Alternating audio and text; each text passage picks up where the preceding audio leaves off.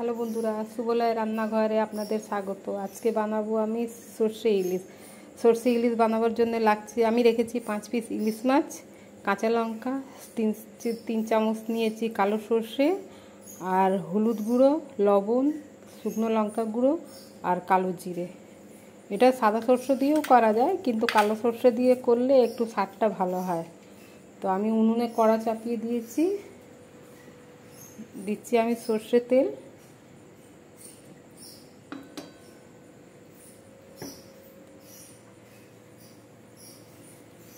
বেশি লাল লাল করে ভাজবো না, ইলিশ মাছ কমই ভাজবো, যেহেতু ইলিশ মাছ কমই ভাজা যায়।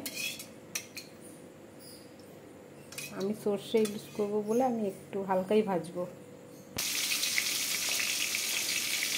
আমার মাছটা ভাজা হয়ে গেছে, আমি আর বেশি লাল করব না। মাছটা ভাজা হয়ে গেছে, ওইদিকে আমার সর্ষে বাটাটাও হয়ে গেছে। সর্ষে বাটাটা আমি চাটনি দিয়ে ছেঁকে ওই কালো খোসাটা বাদ দিয়ে দেবো, নাহলে ওই খোসাটা পেটও খারাপ করে আর প্লাস দেখতে ভালোও লাগে না। তো আমি ওই খোসাটা ফেলে দেবো। আমার মাছটা ভাজা ভাজা হয়ে গেছে।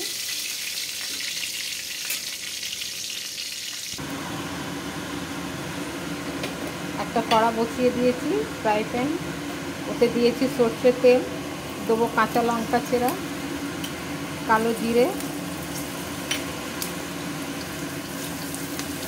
এটাকে একটু ভাজা ভাজা করবো।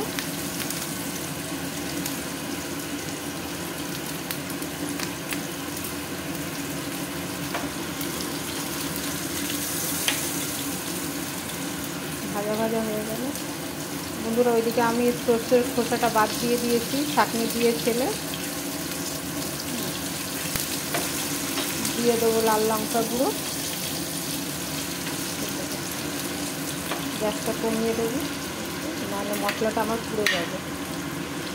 দিয়ে দিচ্ছি হলুদ গুঁড়ো,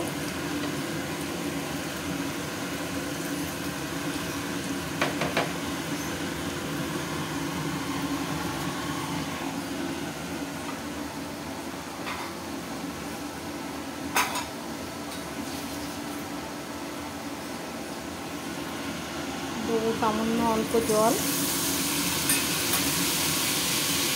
দিয়ে মশলাটা ভাজবো।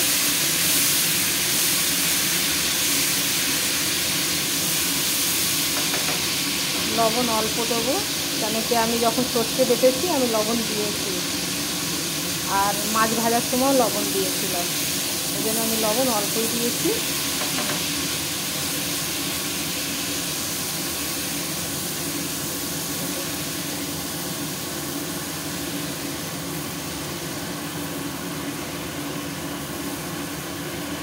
হয়ে এসছে, দিয়ে দেবো জল এবার অল্প।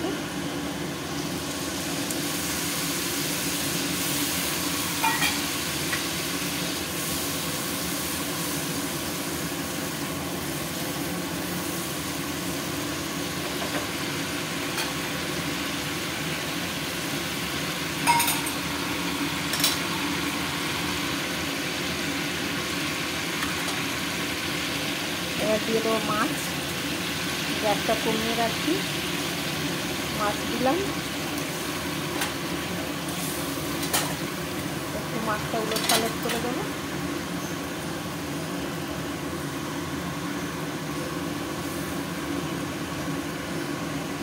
বন্ধুরা, ইলিশ মাছ তাড়াতাড়ি হয়ে যায়, বেশি সময় নেয় না।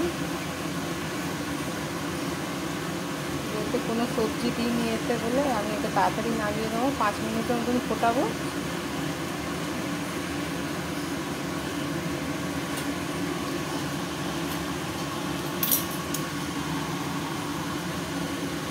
দিয়ে দেবো আমার এই সর্ষে বাটাটা,